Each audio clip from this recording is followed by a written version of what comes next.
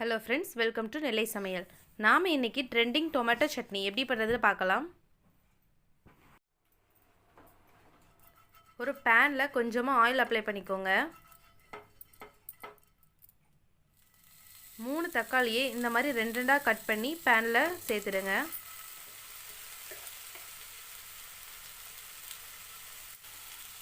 ஒரு 1/4 டீஸ்பூன் அளவுக்கு உப்பு சேர்த்துக்கோங்க.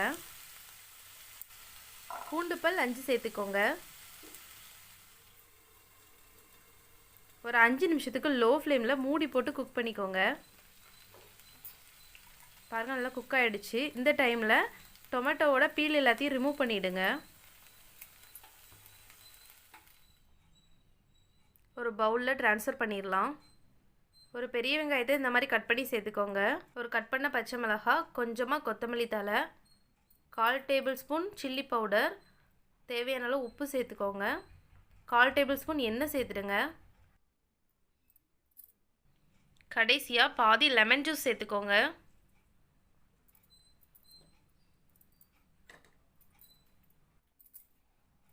இந்த மாதிரி டொமேட்டோலாம் நல்லா மேஷ் ஆகிற அளவுக்கு மிக்ஸ் பண்ணி விட்டுருங்க.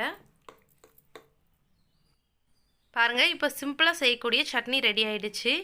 இந்த ரெசிபி வீட்டில் ட்ரை பண்ணி பார்த்துட்டு எப்படி இருந்துச்சு கமெண்ட் செக்ஷனில் சொல்லுங்கள். நெல்லை சமையல் சேனலுக்கு லைக் பண்ணுங்கள், ஷேர் பண்ணுங்கள் அண்ட் சப்ஸ்கிரைப் பண்ணுங்கள். தேங்க்யூ.